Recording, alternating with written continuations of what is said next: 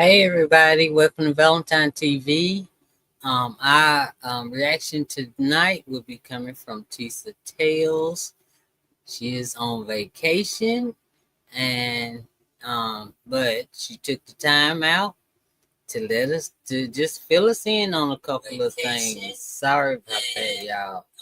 I had to have it up for my mother, but anyway, yeah, okay. It's some things that the prosecution defense team or and judge and can consider what really the judge can consider as far as the sentencing for Diddy goes.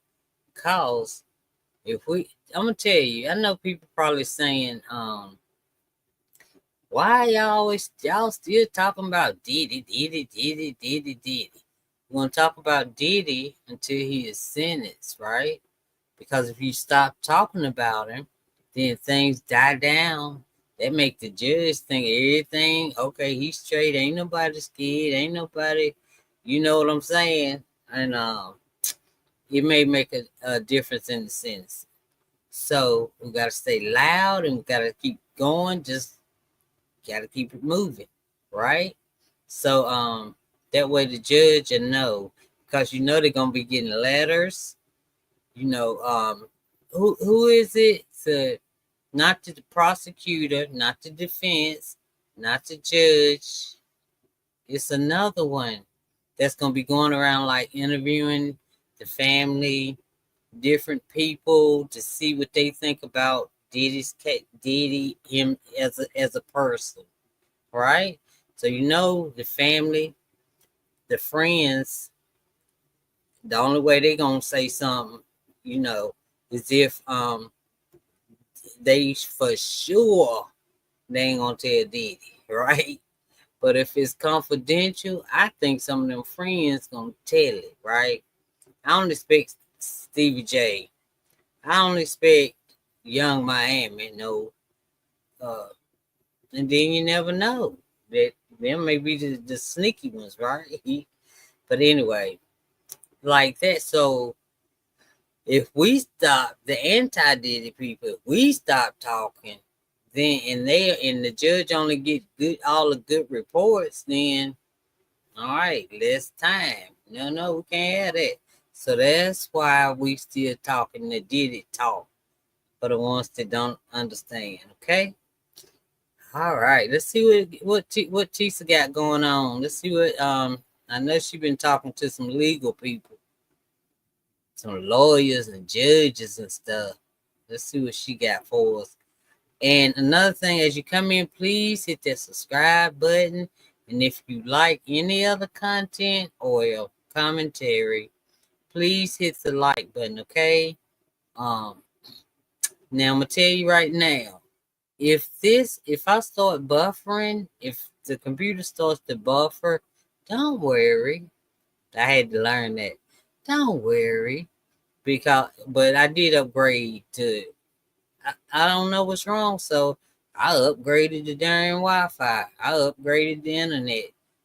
I mean, somebody told me I could just clean it. I don't know how to do all that stuff, so I just upgraded the internet. So they supposed to do it Monday. So if it starts buffering, y'all, please don't leave me. Okay, please. All right, let's see what's going on with Teresa. Here we go, y'all. It's your favorite federal informant. Listen, you See, she's coming. She's coming right back. Come on back, girl. Wait a minute. Just 1 second, y'all. Let me try this. Okay. guys, I am on vacation, but I wanted to pop in and talk about. It'll stop in a minute, okay? Trust me. Trust me. Trust me. About this thing that's going on. I know you guys heard about it. A lot of people have questions. I wanted to come and address it. If you guys don't know, Diddy told the defense and the prosecution that he wants them both to turn in similar cases like Diddy's, okay? And by similar, it means you got convicted of one or two things of the Mann Act and you had no criminal priors, okay? Now, a lot of the Diddy goons, the Diddy idiots were like, ooh, Diddy gonna walk. He ain't even doing jail time. To which I said, okay, stop, okay? Diddy might have beat Rico, okay? And it was a crushing, it was a crushing blow to victims, to women, to anybody that doesn't stand with abuse, right? Did he beat Rico? But there's more to that story, but let's stick on topic, okay? And apparently the jury said, we don't care what happened with Jane and Cassie, but because you were their boyfriend or their man, I guess you own them and you can do what you want.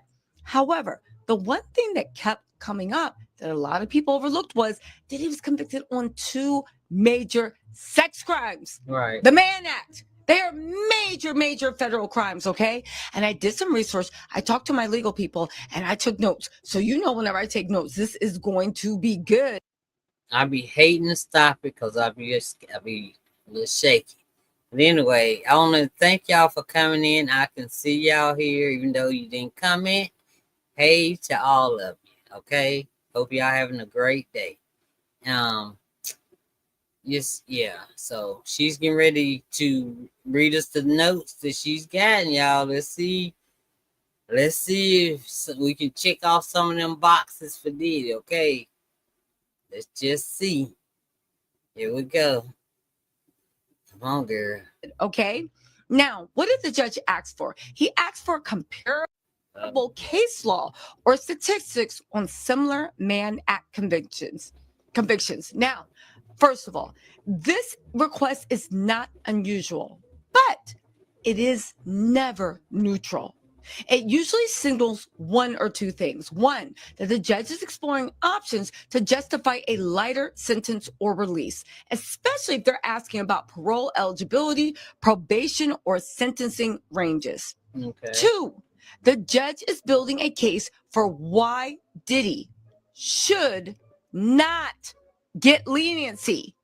By establishing how others were treated in similar cases, they could argue that letting Diddy off lightly would be inconsistent or unjustified. So the big question, all right, I'm actually being texted like TISA, so the big question is what context the judge acts this in. And the thing is, if we look at the Diddy case, this is where things get tricky. The judges already denied bail and called Diddy violent. He read him to filth. The judge was not happy, okay? And said his community ties made him more dangerous, not less. So it's going to be hard for Diddy to rebrand himself. The judge also has letters from multiple victims who explicitly said he's a threat and allegedly wielded violence as a means of control. All right. Diddy has access, money, and potential leverage over witnesses, and the judges don't like to be made a fool of. And if Diddy was, sorry, don't forget about the shelf. What do you call that? Coercion, because they coerced her not to even scared her so bad she didn't even go testify at the grand jury. Nothing. Coerced, putting going through a glove compartment and all of that, and putting all the stuff, lining it up, taking a picture of it, letting it, or not taking a, well, they may have took a picture, I don't know, but she saw it all lined up. She's been working. She worked for Diddy, so she know exactly probably the way he acts, right? So don't forget that part. And she in fear for her life. Ain't that what she said? And she don't know what to do. Right? Even though she came back and explained that. All right. And that's something shady again. And I think he actually will do something shady again.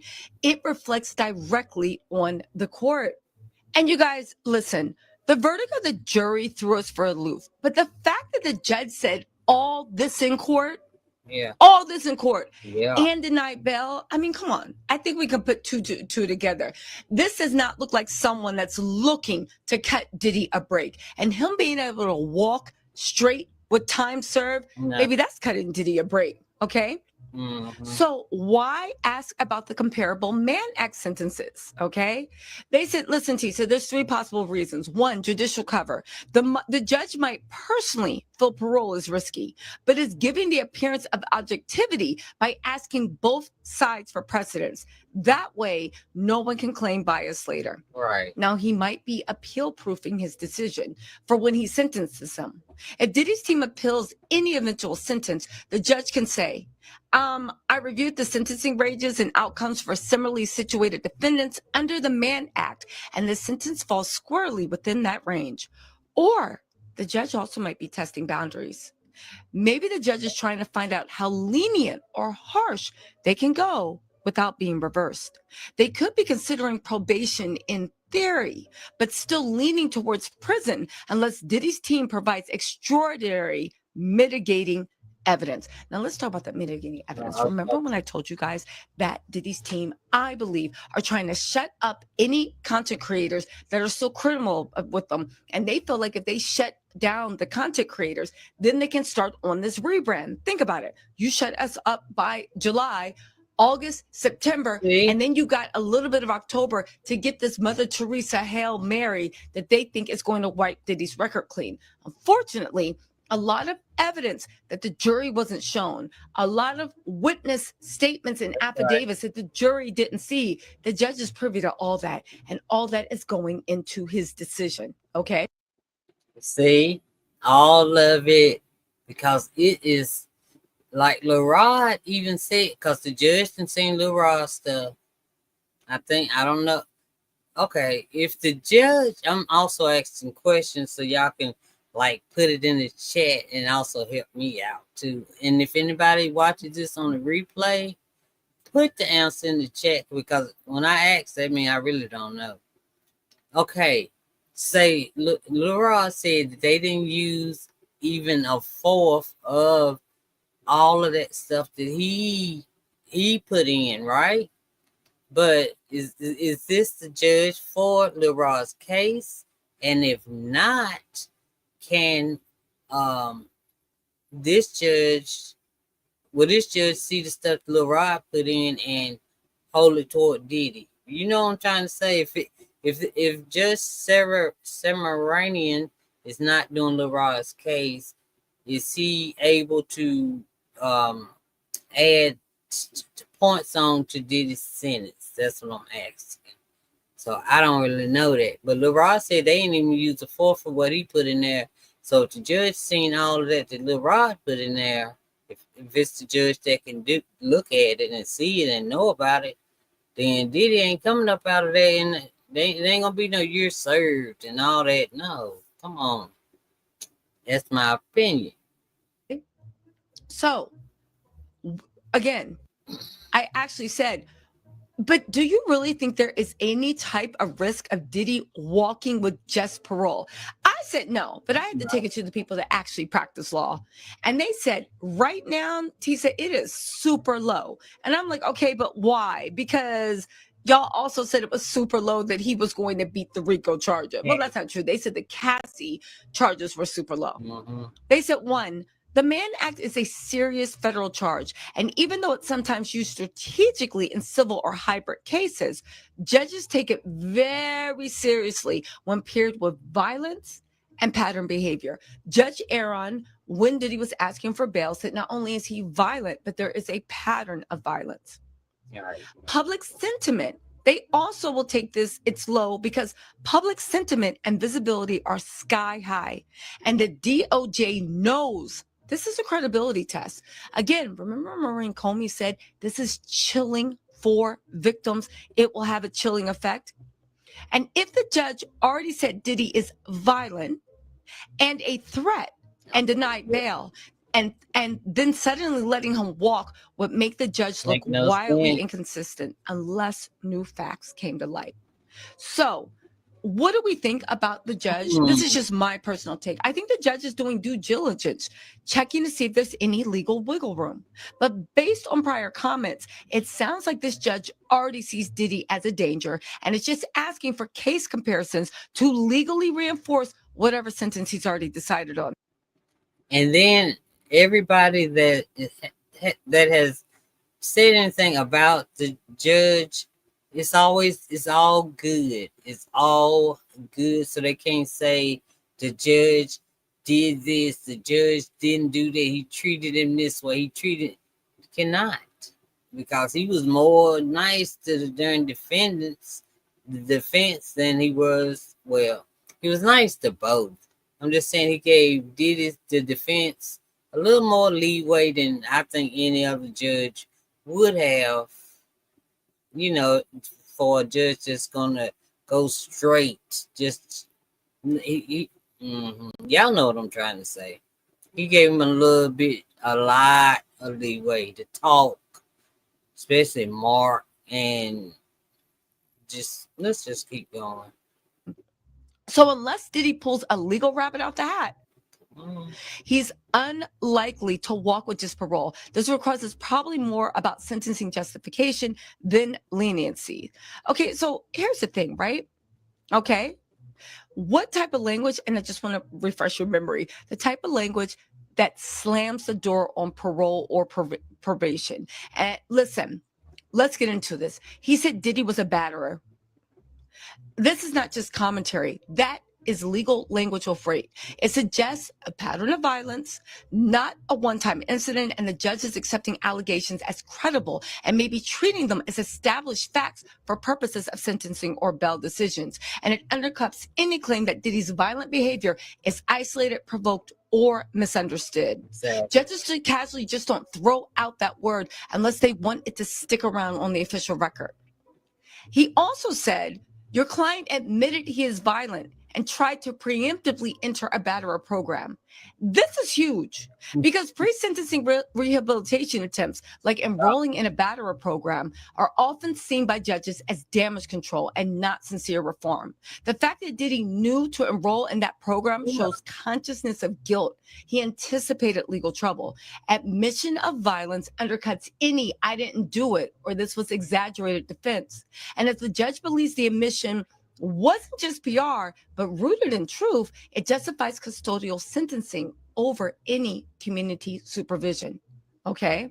Now, also, the judge said this type of violence comes suddenly, quickly, and with no warning. That's a judicial finding of dangerousness. Yeah. They said that the phrasing means that the judge believes Diddy is not in control of his violence and that his behavior escalates, it's impulsive, and it's unpredictable. Especially when he on that darn Tucci. You know what I'm saying? When he on that Tucci and he ready to have the FOs, he get upset. And if you ask for umbrella during the FOs, then you gonna get dealt with. You know what I'm saying? So it don't even take much. It don't take much. He might didn't one of them say they was sitting in the SUV and he just backhanded, just punched. Start punching.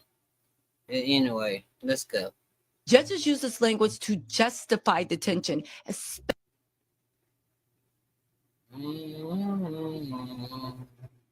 All right, everybody. especially in bail or sentencing memos. Okay, come on, Tease. Okay, wait 1 second, y'all. 1 second. It also implies that even if he's calmed down, he could explode at any moment, which is true. And we can't risk that in the community. That is a direct argument against probation. Now, when you hear all that, I have to ask you, does this sound like a judge that's going to let Diddy walk? I mean, let's be serious. Even though I'm scared for the Diddy goons. What are they going to do? Hold the visual? Be standing outside with a boombox begging for him to be let out of jail? I can't wait to see this. They said, so again, I don't think it does. Or actually, absolutely not. If anything, the judge is building a sentencing record that says, even if this man has money, power, and influence, he is violent, he is dangerous, and he is incapable of safely existing in the community. He tried to game the system with a batterer program. He admitted what he did, and I'm not playing along. Again, these statements make it legally and politically almost impossible for the judge to grant parole without massive backlash or risk. If Diddy reoffends or contacts a victim after release, it's on the court. This isn't a judge looking for an excuse to show mercy. It's a judge locking in a narrative of violence, manipulation, and danger. Any future sentencing or probation denial can be backed by this exact language. So, unless something drastic changes, probation or parole is extremely unlikely. You're watching a legal system slowly setting the foundation for a multi-year custodial sentence, or at the very least, strictly monitored, okay? Strictly monitored movements. Again, listen, at the end of the day, I don't know. It is what it is. We are expecting that Diddy will actually do some jail time. I don't think that the judge is actually going to take the time No, and go through all this no. and make all these notes just to let him out on the public. Now, will Diddy really offend? That's a different subject. I 100% thinks he will, but you never know. Maybe in Mark Agnifilio's loving arms, he has found a new version of himself, because we know that Mark is doing his best to uplift that man. Anyway, y'all, let me know what you think in the comments. I'll talk to y'all later. Shoot, even TMZ, they doing their best. They doing their absolute best. I know they didn't work till some darn sweat. TMZ didn't work till some sweat. You hear me? And then they got all these people to do the other stories. But I guarantee you, Harvey is on this Diddy case with his friend from the name of the show, Two Angry Men or Two Grumpy Old Men, something like that. Whatever they show called. And remember, Diddy's lawyer, Teeny, her daddy is partners with Harvey. And the first guest on the show after the Diddy verdict, Teeny. Whatever. Because she chose that she tells her daddy everything. And he probably telling Harvey. And then them three lawyers get together. I guess Harvey's still a lawyer. And start talking. Trying to figure it out. Making up stuff. You know what I'm saying? Just like how you gonna find darn Jana? Well, she wasn't lost, but how you just gonna run into her the day after? You know what I'm saying? The day before, I mean. Just run into her and she just pretend like she walking out like a Whole Food store or something like that. Just walking. I don't know, he doesn't scare me. No, I don't fear him. Because he ain't, TMZ probably told he was getting out, but no. No. Okay. So y'all, if y'all think that he's getting out, put it in the comments, but just be nice. Just say yes, I think so, or no, I don't think so. Don't be mean to me, okay? But this is anti-Diddy over here. We don't. But say your opinion. Just put it nicely. Nicely. Thank you so much, okay? Because I don't want to have to delete and block, and I don't like doing that. I just want y'all to just speak your opinion in a respectful way. And no curse words, because I do understand straight up English. I don't cuss at all. So I understand straight up English, okay? All right. So you don't have to cuss at me. All right. All right. Okay. Well, I'll talk to y'all later. Let me go see what else I can find that y'all may like. Okay. All right. Y'all have a blessed night. Good night to some, and I'll see you later to others. All right. Don't forget to hit the subscribe button and the like if you like any of my talking. All right. I'll talk to y'all later. Okay. Bye, y'all.